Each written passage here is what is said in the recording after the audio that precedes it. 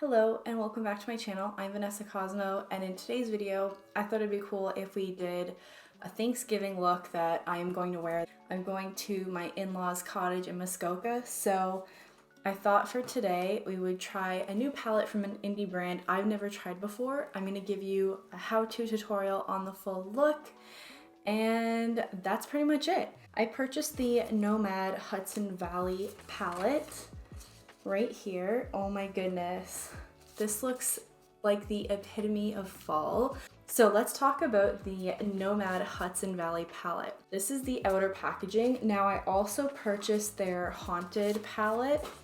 Just gonna show you just a quick little sneak peek of the palette because it's absolutely gorgeous. I think currently it's sold out on their website. So you have this like holographic type of cover, which I think is really cool. It's called the Haunted Europe palette. Anything that has the name Europe in it, I'm a sucker for. And then these are the tones. So stay tuned for me playing with that. But let's get into the thing that excited me the most and the palette I could not wait for this Thanksgiving and fall season. I really felt like this past, I wanna say summer, even spring, a lot of brands weren't really coming out with exciting color palettes or anything like that. Now I feel like there's a whole bunch of launches. I'm really sick of these Sephora brands coming out with the same kind of color stories that they have for years and years and years, but just kind of rearranging the order to make it look more appealing. Not to throw shade at Huda Beauty, because I think the Empowered palette looks absolutely stunning and I probably will still pick it up, but I just want something different. And I really feel like I've started to branch out into the more indie brands. I'm trying to.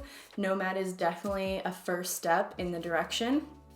Their prices are quite reasonable. You can find discount codes for them.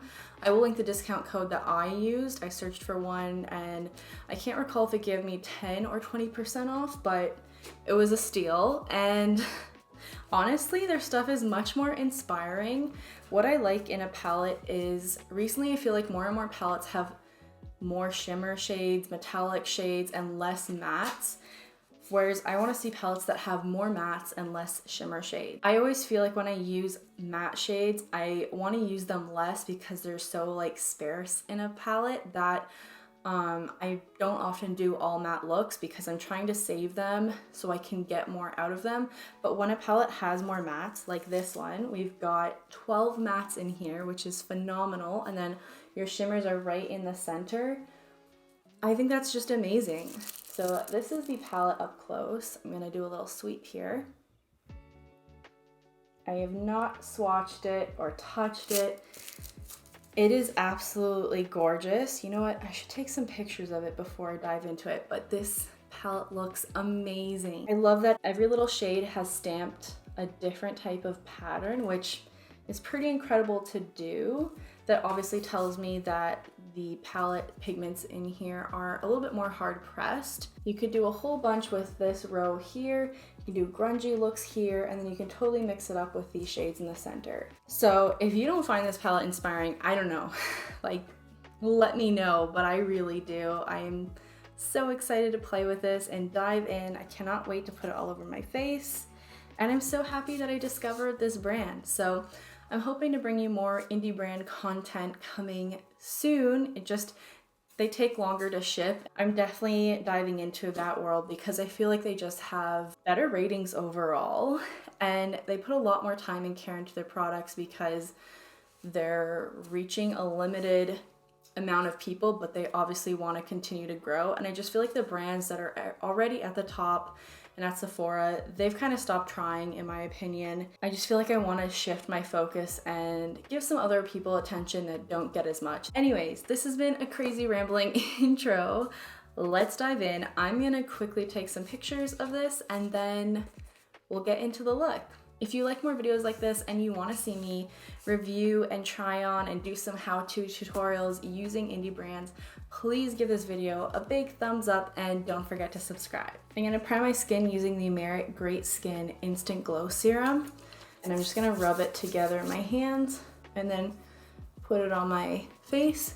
One pump's enough for me. I do have oily skin, but this so far Seems very hydrating and absorbs very quickly. The weather is becoming a little bit more dry. I'm using more hydrating products for my skin. Keep in mind where you live and your location will determine kind of what kind of products you need to use for your base. So because I live in Canada, I know my skin dries out at this time, so I'm starting to use more hydrating products. Now for foundation, I'm gonna go back into an old fave that I rediscovered. I'm using the Rare Beauty, I think it's Lightweight Touch foundation. I am the shade 180W. I used the Rare Beauty foundation the other day when I went to get my hair done because I was running out of time and I wanted something that was very quick and easy.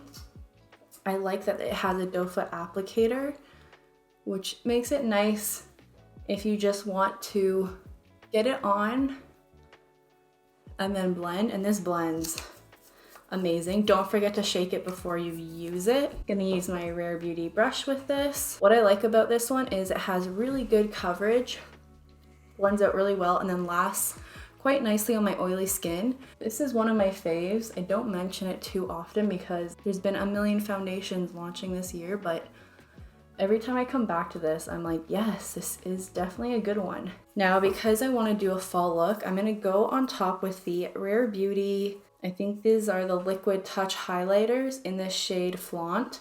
This is kind of like a coppery bronze, which I think is really nice for the fall. They have another darker shade that if you were darker than me, I'd recommend, but this will do quite nicely. They're also very hydrating. So if you have super oily skin, you might not like these. If you have dry skin, they're really beautiful. And then because we're gonna layer powder on top, it will diminish some of the, I don't know, blaze coming from this highlighter. All right, for concealer, I'm going to use the Huda Beauty Faux Filter Concealer. Now this is very full coverage and it's also quite a bit more fair than what I am right now, but I'm gonna lighten my skin up using a bronzer, a cream bronzer. So not really too worried. I'm gonna use the Rare Beauty concealer brush. I've been loving this. Now I do have to say you can sheer out this concealer. It's a really great formula. So I'm kind of just patting it because I don't want to move some of the layers already placed. This does have the potential though to look very dry and accentuate any fine lines, wrinkles, creases. So keep that in mind and work in lighter layers and thinner layers, which is why I'm dispersing this out so much. But it is a really great brightening concealer. What did I say? What shade? Ooh, I also am going to be ordering some new glosses soon. Can't wait to show you guys those. This is in the shade Meringue 2.1N. Going on top with the Rare Beauty foundation brush to just kind of blend everything in. You can already see that the highlighter has been minimized. I really like to do a patting motion when I'm layering because I feel like it helps to blend and also spread out the product. Let's do bronzer. Of course, I'm going to use the Merit bronzer Balm in the shade Clay. Really been into this. Keep it a little bit here. Very quick and easy to blend out. I love the effect. It lasts all day. Definitely my new favorite cream bronzer. Again, using my favorite e.l.f. brush, the small stippling brush, and stippling that out. Been keeping my bronzer higher up and kind of pulling it up where my blush and highlighter is. So it's like wider here and then narrows in towards my temples. Been doing it kind of on the line of my jaw. So not underneath my jaw and not on top, but like that border, and blending it together. And then this bronzer just blends into nothing, which really helps. But then this also is gonna darken everything to make it look more like my natural skin color. And then my forehead. I've been pulling it down almost to my brow on both sides. Because this really shears out, it's just barely noticeable, but I feel like I like the shape that it creates for my head shape. For blush, I think I'm going to use this one because it's a very kind of neutral tone. This is the shade Latte from Anastasia Beverly Hills. I'm gonna take it off a dual fiber brush. This is the Katie Jane Hughes Spectrum one, which I absolutely love for this. And then just lightly stipple on top of the highlighter and the bronzer together, and then bringing it up higher than I brought the bronzer. So everything's getting pulled up a couple millimeters higher, just ever so slightly, but it does change the shape of my face. Absolutely been loving this. Can't stop using it. I'm gonna take a moment to curl my lashes very quickly. Take a moment to pat out any creases under the eyes. If you're using more of a dewy base, things will crease. You just need to pat it out and then set it. I'm gonna use my Givenchy, I think this is the number 2 powder. I'm gonna take this, a fresh triangle puff, and I just dip the tip in, and on the back of my hand, spread it out and really work it in. And then lightly powder, working in very light layers today, running it underneath and then over the bridge of the nose, which is going to help prevent any movement or slippage when I put my glasses on. Now take a bit more, working it again on the back of my hand. Now we've got this angle and chiseling out my jaw even more to give me more of a lift. Now for bronzer, I'm gonna go into the Anastasia Beverly Hills powder bronzer in the shade Tawny. I recently rediscovered this in my collection. I thought this shade was perfect for this time of year and for my new hair color. So I'm just going in an angled brush, patting it in, then on the back of my hand to remove what's left. And then following the same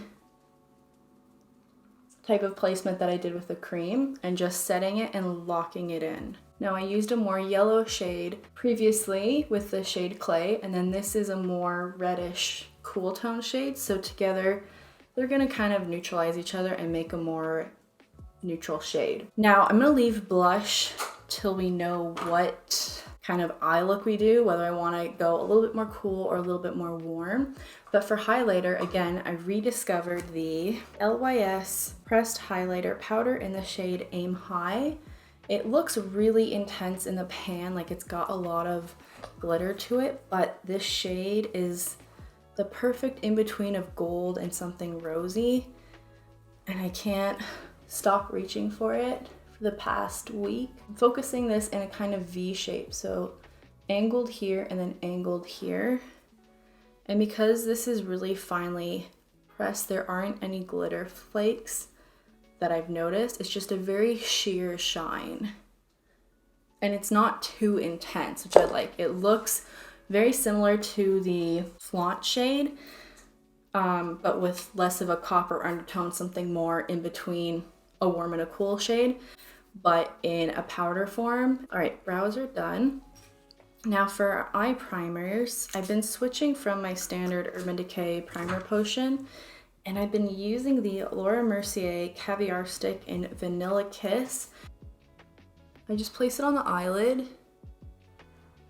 This one does have a slight yellow tint to it, but that's perfect because my skin leans slightly yellow anyways. All right, and then just taking a flat brush and spreading that out everywhere else. Now I've noticed that my eyes, every time I don't put an eyeshadow primer down or something, whether it's concealer or another creamy eyeshadow, I experience crazy creasing and then also just extreme patchiness. So my eyelids are probably the most oily part of my face, even though they are one of the smallest sections.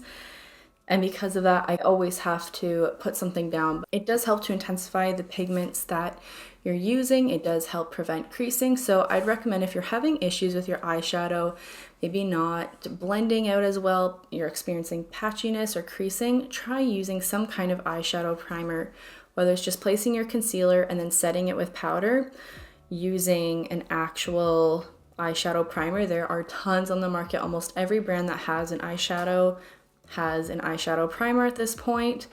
And then or using some kind of other creamy eyeshadow that's very neutral and close to your natural skin color, and then again setting that with powder. So I'm just gonna take that little triangle puff, just grab whatever is left on the back of the middle of my hand, and just dab it on top ever so lightly. All right, so let's get into the Hudson Valley Nomad palette. I cannot wait to put this on my face, but also I do not want to ruin any of these beautifully pressed pigments.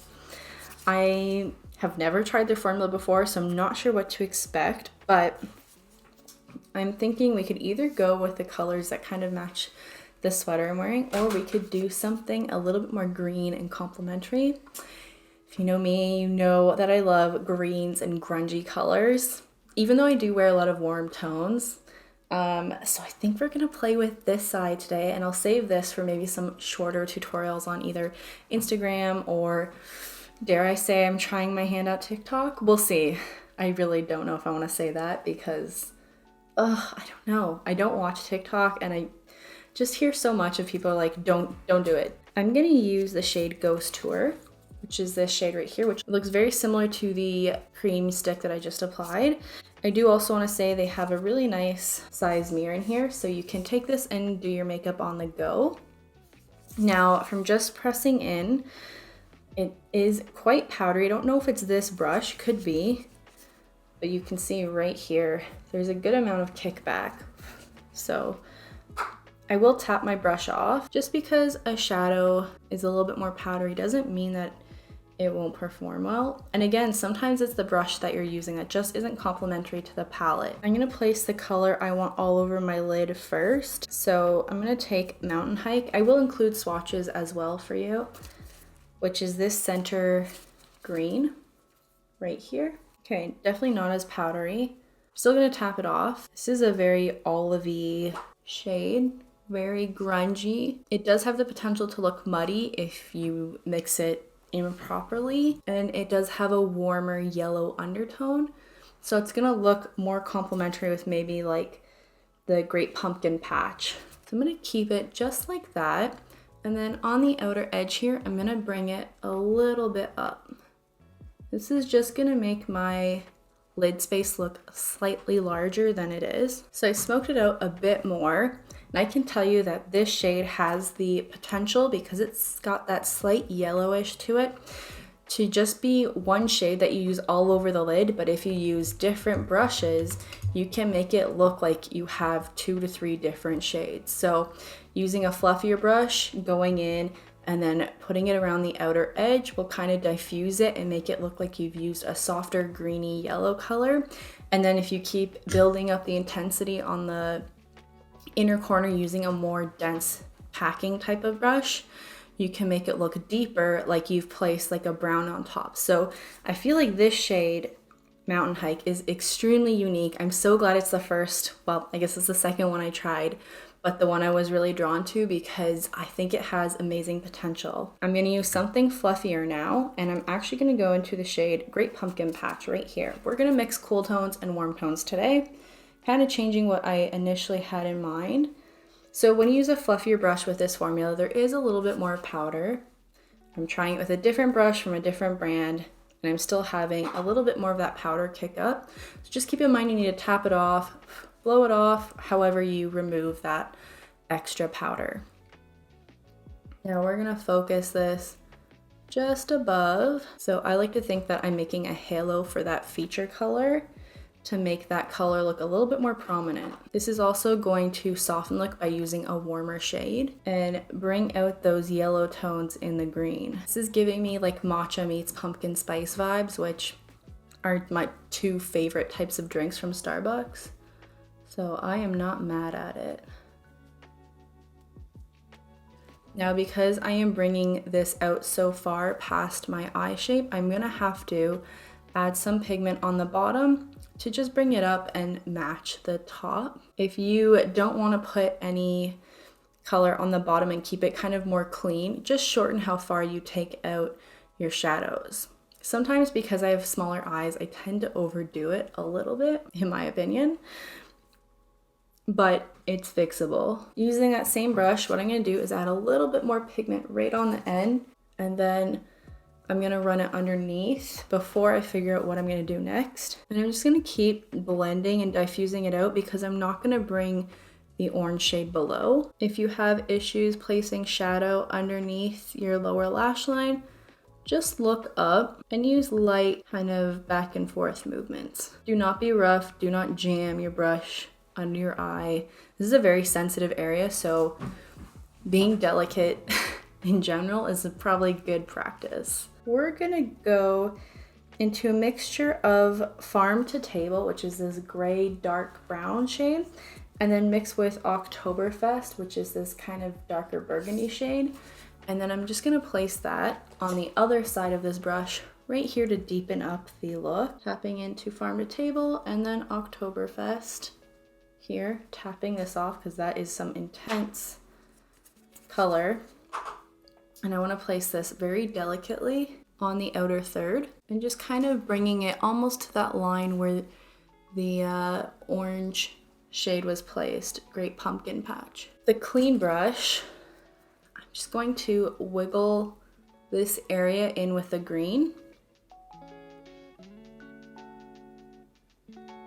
Slightly diffusing it. With a smaller, more precise brush, I'm gonna take that combination again and just place it right there. Now we're gonna keep the inner corner matte, and I might just end up doing a full matte look. Back into Ghost Tour and just hit that inner corner. It's not doing too much for me because it's the same shade as my skin tone, but if you were a little bit darker than me, it would definitely work for you. If you were a little bit more fair, you'd probably have to reach for your highlighter or a different matte. For blush, I feel like my cheeks need a little bit of warmth. We're gonna go with this shade, which I think is the perfect in between. This is She's Sincere from Patrick Ta. It's one of his original blush formulas. I think that's gonna work really nicely, and it's a very fall appropriate kind of peachy shade. I think my base just looks absolutely flawless. I guess I can say that the mixture of the Great Skin Serum from Merit and then the foundation has really blurred out my pores. And now for lip, I'm gonna go with something warm for my sweater. So this is one of the limited edition pumpkin spice Too Faced melted mattes. They're the only ones I buy around the holiday season. I haven't got the one for this year. This is the shade Gingerbread Man. So I'm gonna go ahead with the Anastasia Beverly Hills lip liner in Peach Amber, a new discovery to me, and I really like this shade. I brought this shade with me on my trip to Europe, and it's another one that I could not stop using. I'd say it's very similar to the Laura Mercier Saffron lip liner, but I think that one's a bit more corally and this one is a bit deeper. And if I'm being honest, I prefer this for a fall shade over the Laura Mercier Saffron. It's also significantly cheaper. All right, gonna go on top with Gingerbread Man. I absolutely love this shade. Okay, let's fix the hair. I'll do some swatches and that's it.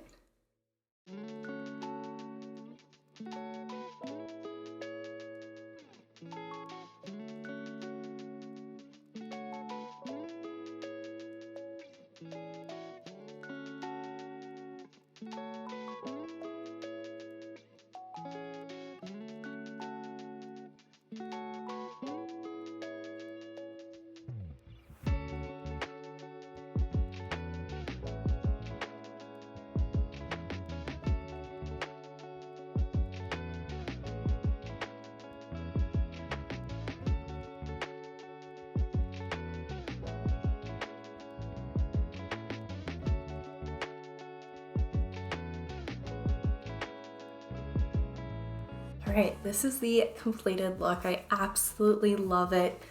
This most definitely will be my go-to Thanksgiving look this year. I love greens, I do love oranges, and I just feel like these tones really work for me and honestly would work for most people because they are a mix of warm and cool tones. So let me know your thoughts below if this is something you'd wear, if you like this look. I'm really, really happy. I can't stop looking at myself in the mirror. I know, how narcissistic is that? But I really like how everything came together. this is definitely a win. I cannot wait to dive in and play with some of these more red tones here. I feel like that could be a really cool and different look. I've seen a lot of people playing with the warm tones in this palette and maybe not so much the cool tones, but I think this has a lot to offer and is a great fall and winter palette, and definitely one that I think is quite unique. I don't have anything like it in my collection, which is why I wanted to add it. At this point, I'm only looking to add things that I don't really have because so many shadows out there. I feel like at this point I could dupe. But this is what I'm noticing about the indie brands, is they're coming out with new and different things, different color stories that make more sense and haven't been seen before. Thank you so much for hanging out with me today. I had so much fun doing this look, letting you know the step-by-step process to creating this look. I hope you have a great day wherever you are. Happy Thanksgiving, and I'll catch you in my next one. Bye.